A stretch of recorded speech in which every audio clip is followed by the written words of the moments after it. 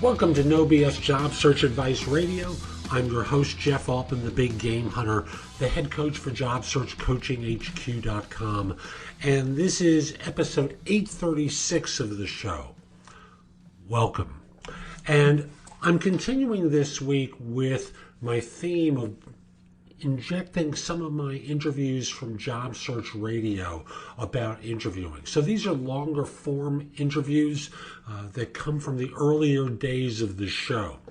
As I've mentioned before, for 2017, No BS Job Search Advice Radio is focused on interviewing, and Job Search Radio covers everything else. And I've brought in some of the older episodes from Job Search Radio on this subject, where I interviewed experts about some element of job search. So today's interview is with Eric Kramer, a person who'd written the book about active interviewing and has a site called Interview Best. We recorded it in 2015. The material is still perfectly good and valid. So I hope you like this show. Please give it 5 stars on whatever service that you listen to it on. And also connect with me on Facebook. Jeff Altman, the Big Game Hunter, is my page there. Oh, I forgot to mention, I'm not sure it's in the outro here, but I'll just simply mention, if you're interested in interview coaching, reach out to me at jeffaltman@thebiggamehunter.us. In the subject line, put the words interview coaching. We'll set up a time to speak and we'll walk through how I work on it. Now, let's get going. You know, when I started speaking with Eric Kramer, who's my guest on this show, about his book, Active Interviewing, I realized pretty quickly there was a lot we were going to need to cover, more than we could possibly do in one show. So I immediately booked him for a second. On this one, we're going to talk about how the system is broken and some of the things that you can do about it. The second one, we cover a lot more detail about what to do, but here we're going to lay the case for why interviewing is broken and take you through some of the basics of his ideas. So hang in there, sing along, please.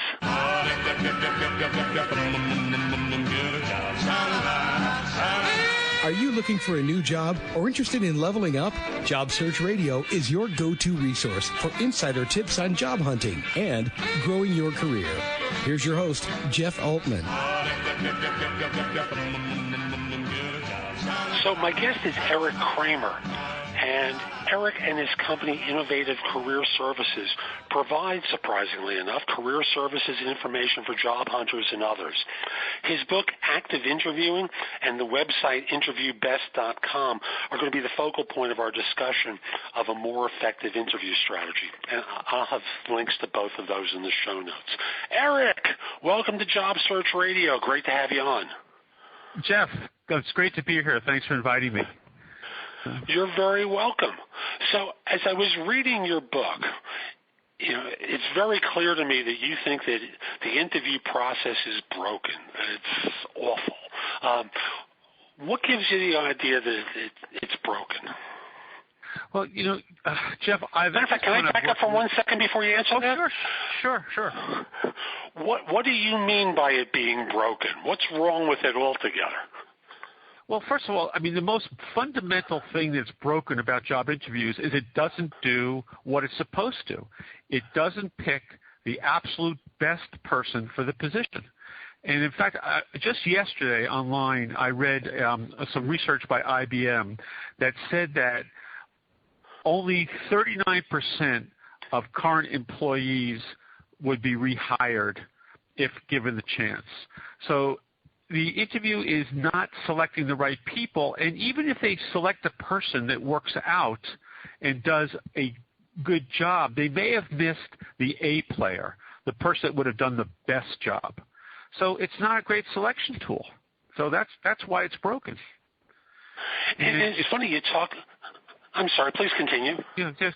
Go ahead. Yeah. It's broken. So all the research shows that it's just not doing this basic job, selecting people.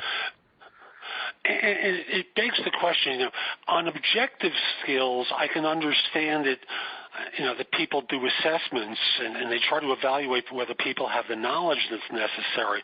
But firms get into this thing of trying to do a fit. And how this person's going to fit into our organization. To me, that's the biggest place where it's broken, because the people who are trying to evaluate for fit, number one, aren't equipped to do it like you are or I am. And folks, this is a man who's been trained, psychologist or psychiatrist? Psychologist, right? Yes. Psychologist. And thank you. And I'm trained as a clinical social worker.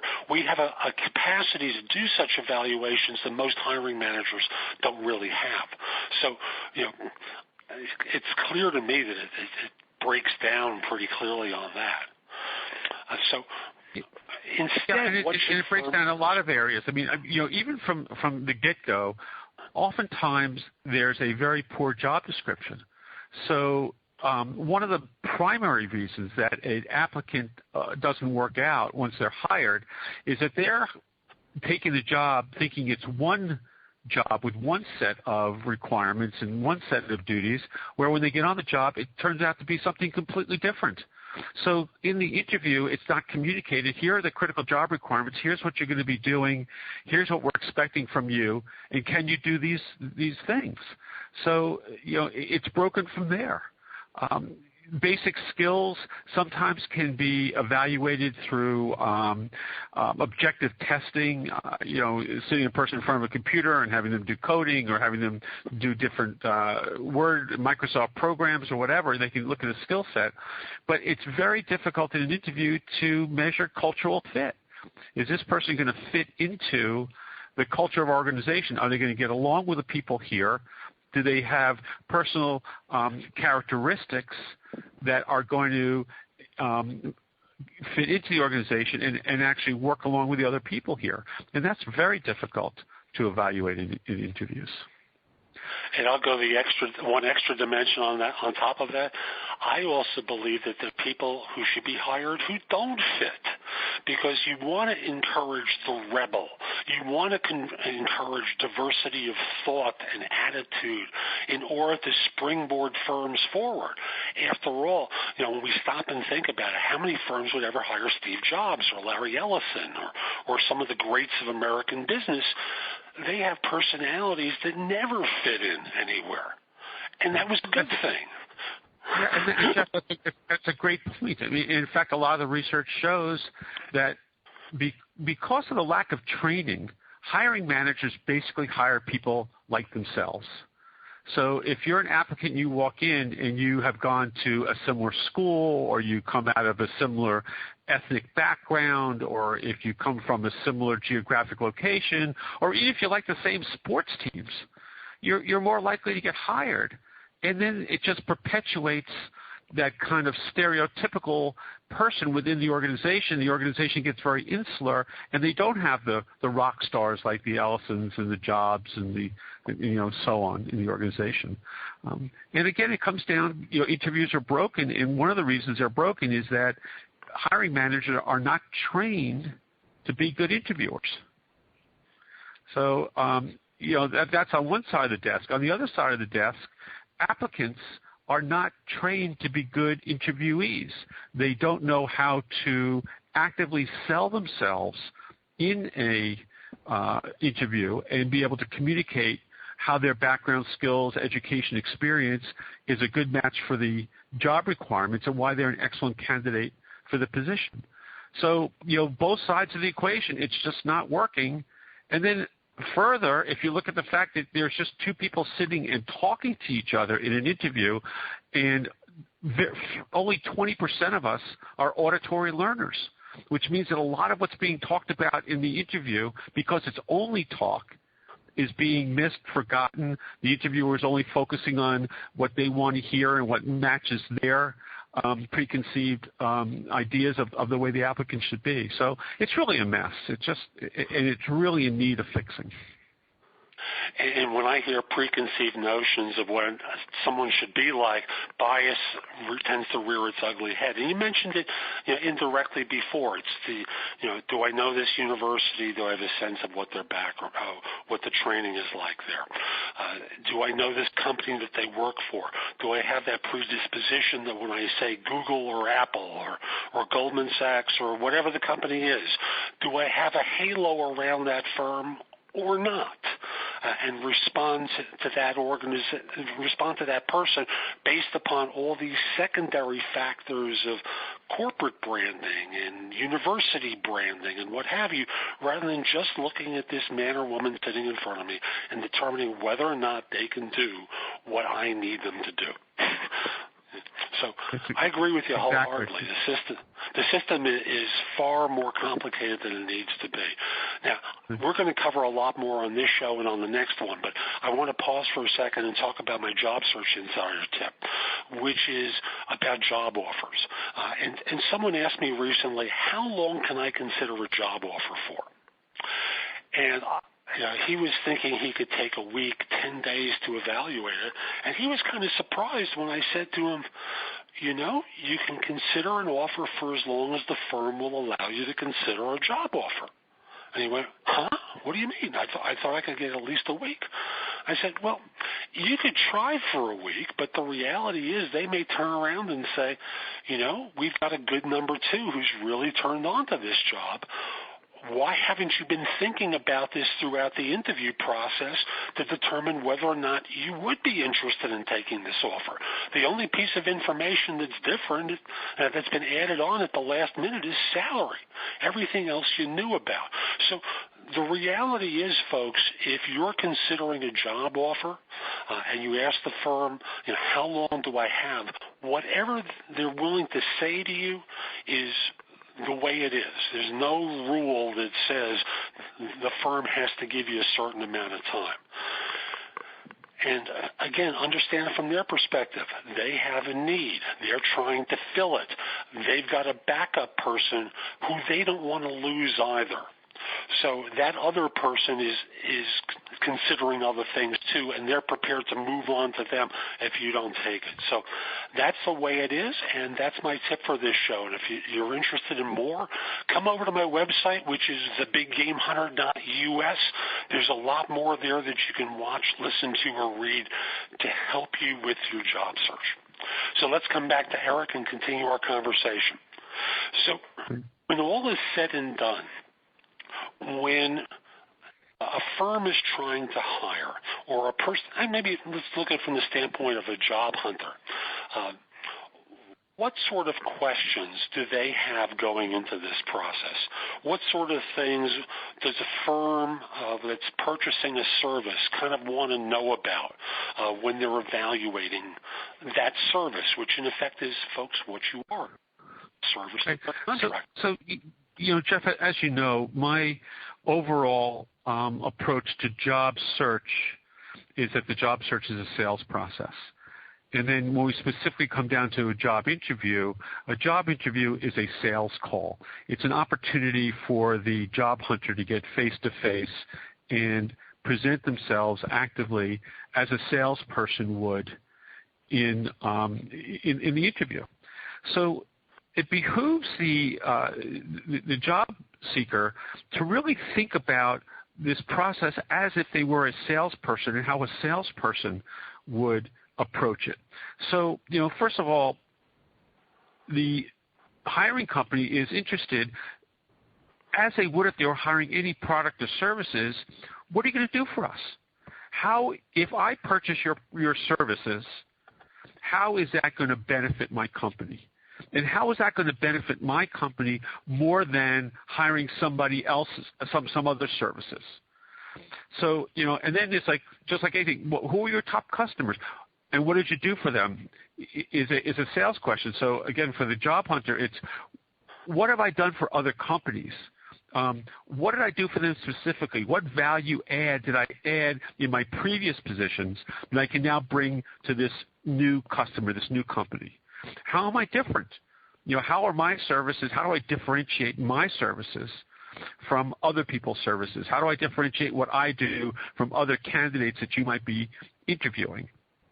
And how can you be sure, how can I assure you that you will get the best services should you decide to hire me?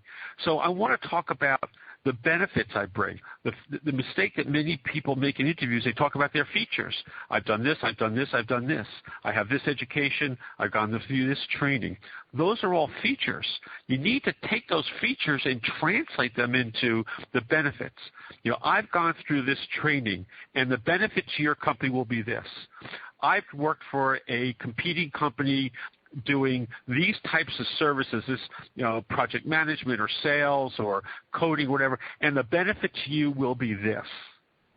So it's really, to fix this interview, it really becomes the responsibility of the candidate to come in and really present themselves very powerfully as a salesperson would, differentiate themselves, their value adds, the benefits they're going to bring. So just to be clear about this, most people walk into an interview and they're prepared to talk about what they've done, period. You know, for such and such firm, I was responsible for such and such. And what I hear you saying is talk about what you've done in the context of what might matter to them. Did I get that right? That's exactly correct. It's exactly correct. Because if you think about it, if I'm hiring you, I'm not really interested in what you have done in the past. I'm interested in what you're going to do for me. Now, I will talk about your past, and I'll try to understand what you've done in the past so I can get a better understanding of the things that you might be able to bring to me. You know, so if you tell me that you've done these tasks at a prior job that I'm looking for you to do for me, yes, of course, that helps me to be more confident that you'll be able to do those things for me. But I'm really thinking it's going forward. See, that's one of the problems with bringing resumes to interviews. You know, people do it, and it's a kind of a standard practice, but a resume is a backward-looking document. It talks about all the things you have done.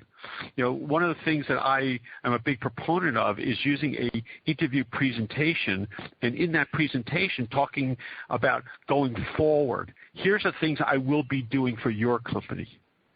So, for example, you walk into an interview and you have a 30 and a 90-day strategic action plan, which says, when you hire me, here's my goals for your company. So it's this constant communication of, we're moving forward, and I'm going to be adding value to your company moving forward. I've done these things. It proves I can do it, but here's how it's going to apply to your company. So in preparing this document, if you haven't really spoken to them or have anything more than a job description to go by, how do you put this document together for them at interview number one? Well, one of the things that typically happens is you have a screening interview. So even in the screening interview, you can start to ask questions like, what are the critical job requirements? How is this position evaluated? What are the top priorities for a person in this position? What would success look like in this position in 6 months or a year? So you can start to do some analysis. Again, we are all salespeople, and we all have good sales skills. We need to take those sales skills and start to apply them. So think about a salesperson going into a sales call. They may have been called by a company and said, you know, we're looking for someone to do sales training, or we're looking for someone to install a computer system for us. We'd like you to come and talk to us about your company and your services, your product. In that first phone into contact is they'll ask some questions. What's your company like? What are you looking for? Then they start to develop a sales presentation, and then when they get into the sales call itself, they do more of a needs analysis right at the beginning. And then as they learn more about the company and what their needs are, they'll focus in during the sales call on those elements. Same thing in an interview. You get initial information from the job description, initial information from the phone screening. You get information from researching the company on the web at their at their website, maybe through LinkedIn or other places to find information.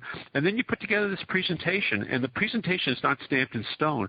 It is a place where, or a document that creates a conversation. And then within that conversation, the first thing you do is kind of a needs analysis, understand more about the job.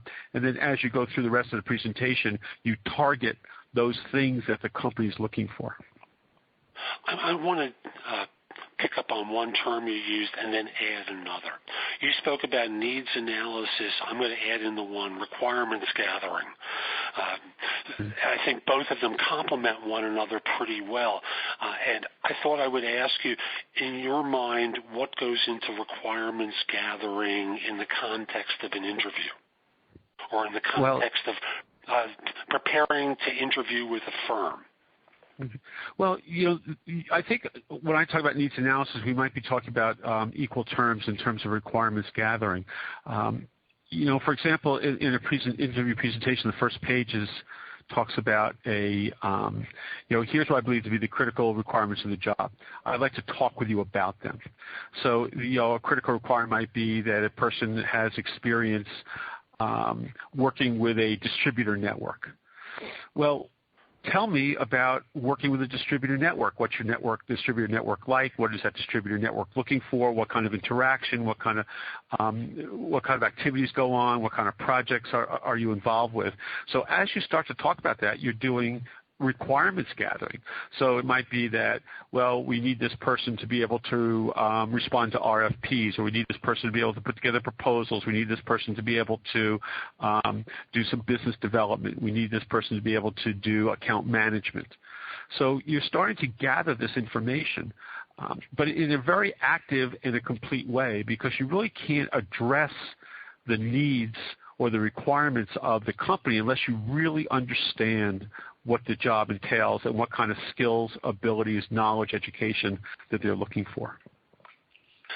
Given that interviewers seem like they're on the clock these days, because they are, they have one interview after another backed up on their schedule, how much time do you think doing a needs analysis in that first phone call might take?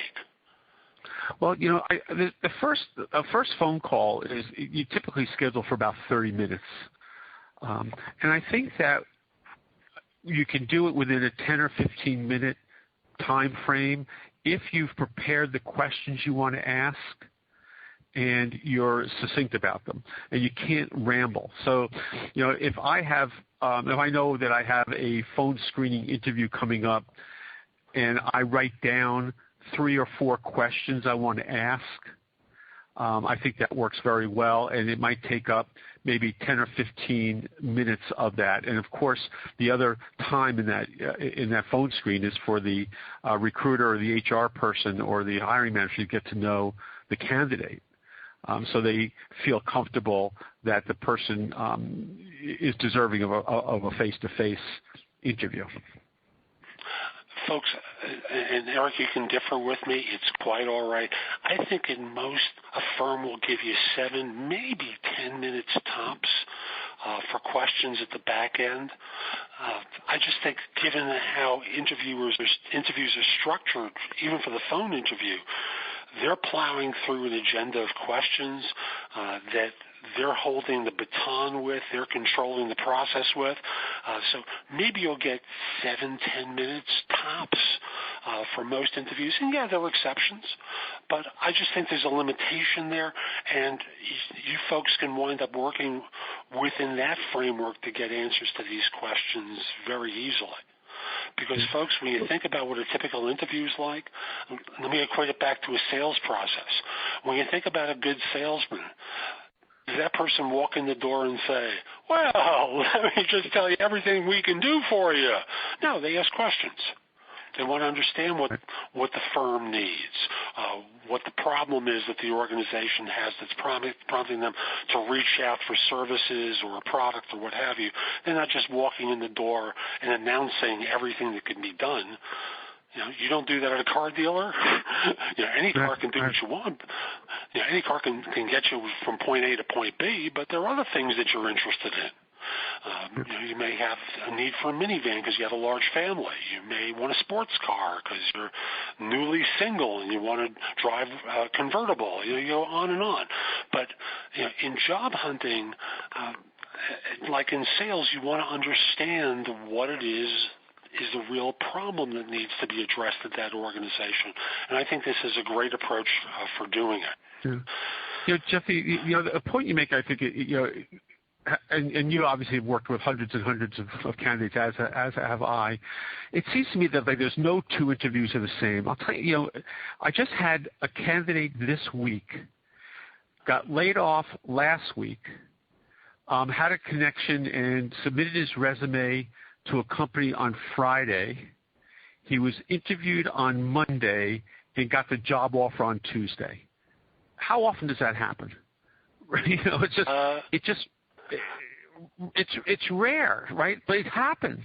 How often does it happen that a phone screening interview may last for 45 minutes or an hour?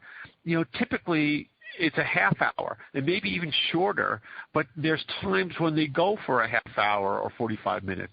I've talked to people that have been interviewed and the interview lasts for 20 minutes. I've talked to people that have been interviewed and the interview lasts for an hour and a half when they were told it would only last for 30 minutes. It's all over the board. And I know that, as you mentioned, there are certain companies in the country that are have a very rigid, structured format. Ask these 6 questions. Every single candidate gets asked those questions, and it's a panel interview, and then they move to the next. But I find that most companies in this country are small companies, and they have their interview process is not very formal or very structured. And, that causes some problems because, again, the interviewers are not well trained. But, the interview schedules and formats and times, they're just all over the place. So it's hard to judge. One of the things I often suggest to my candidates is beforehand, do the best you can to try to understand what the interview format is. When the person calls you to schedule that interview, ask questions. Who will I be meeting with? Who are these people? What's their job titles? How long are the interviews scheduled for? So you understand a little bit more about what you can expect and how you can prepare. I like that, and frankly, if for some reason the person you're speaking with who's the screener, because some organizations will use relatively junior people who are just given an assignment to make screening calls, if that person really doesn't know about the function that this person serves, go to LinkedIn. Everyone's on LinkedIn. Almost everyone's on LinkedIn. You can get a sense of the person's background. If they're not there, do a Google search. You might find information about them by using Google. There's one of the things I've actually suggested to my candidates, people that I work with, is ask to talk to the hiring manager. Say to the person, I'm really interested in this job. I'm preparing for the interview. Can I have an opportunity of speaking to the hiring manager for maybe 10, 15 minutes so I can really be well prepared going into the interview next week? Now, lots of time, no. The hiring managers are busy. The screening person's job is to keep you from connecting to the hiring manager. Other times, people have gotten through and said, if you think about it, and this is my perspective, perhaps the most important thing that hiring managers are doing is finding a person that's going to do a great job in that position.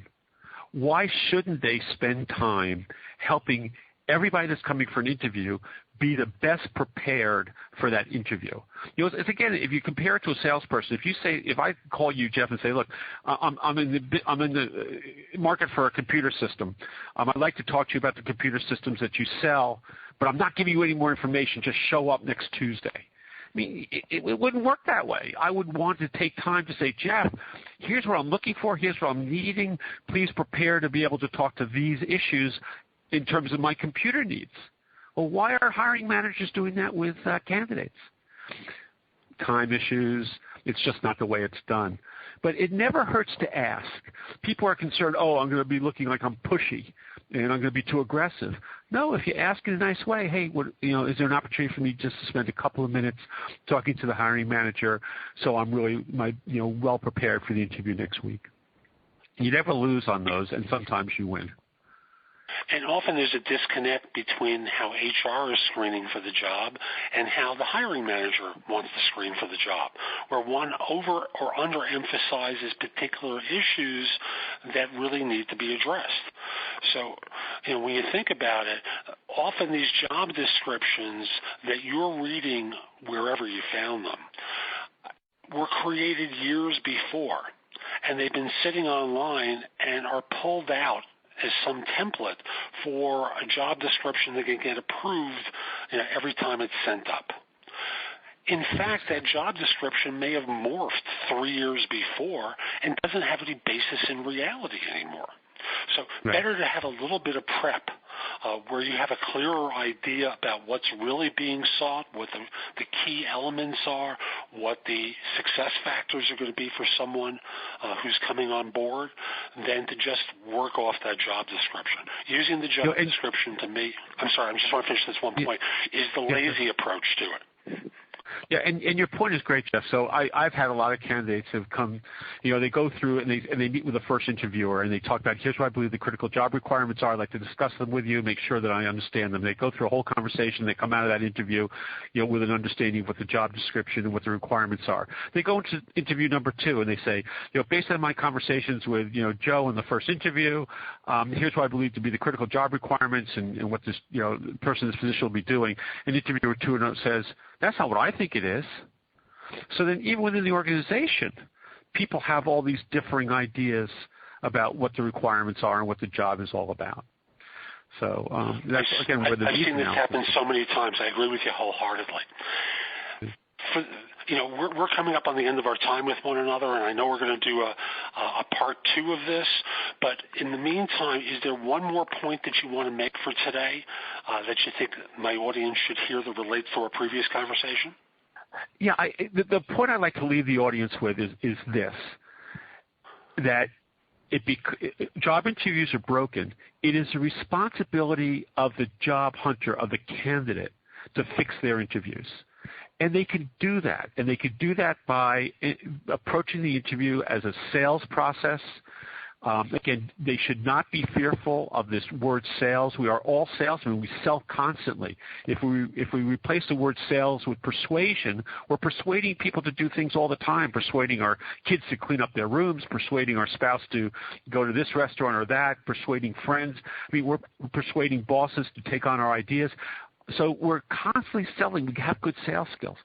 So they need to actively approach. They can't be passive any longer in an interview. They can't sit there and just passively, go answer one question after the other. They have to become salespeople, use sales skills, sales approaches, and guide their interviews. Not control the interviews, but like any good salesperson, have a sales process in mind and go through that sales process in the interview. So the first thing you do is a needs analysis, and then the presentation, and then the wrap-up, and all that. So it's the bottom line is get active in interviews. Take on an active role. And that's where the name of my strategy comes from. It's active interviewing. Beautiful. Eric, thank you for making time today. How can people find out about your work, find out about the book, find out more about you? Thanks for asking, Jeff. The two best places for people to find out more about this, really, active interviewing is a comprehensive strategy for preparing for and managing interviews and following up on interviews. And they can find out more about that at activeinterviewing.com. Now, we also have online tools that go along with the active interviewing strategy, helping people prepare a briefing book to prepare for the interview, helping people put together an interview presentation they take with them to the interview, and then also we help them write a follow-up letter. So that's, they can go to interviewbest.com. Super. Eric, thank you.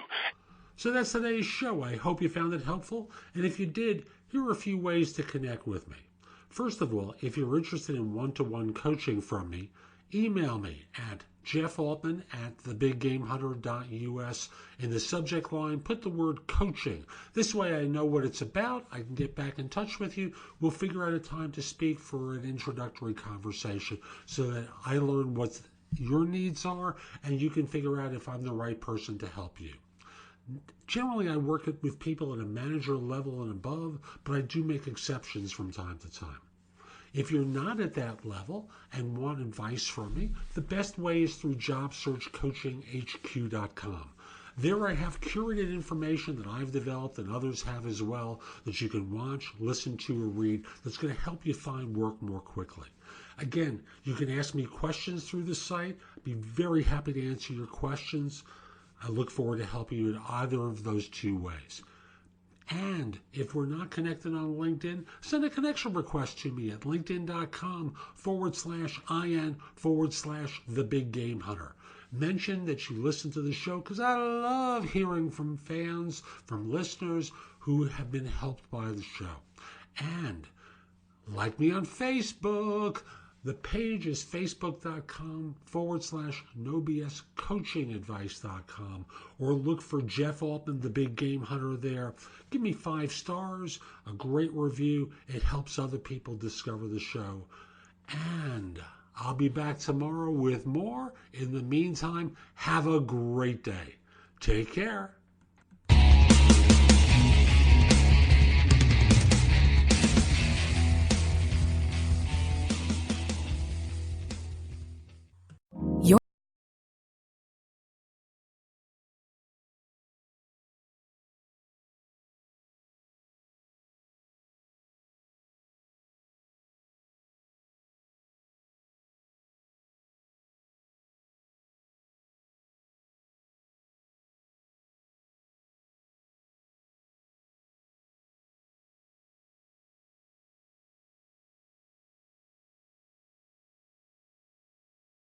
Progressive brings you Flowetry with Flow. When Flo flows, she flows in the know. Mind ruminates the rates. Shown them all, I heed the call. Seeing the rest, I choose the best. Sometimes it's ours, sometimes it's not. When the fox walks, is it called a fox trot? That's a real question. Compare Progressive direct rates with competitors' rates. Visit Progressive.com. Progressive Casualty Insurance Company and affiliates. Comparison rates not available in all states or situations. Prices vary based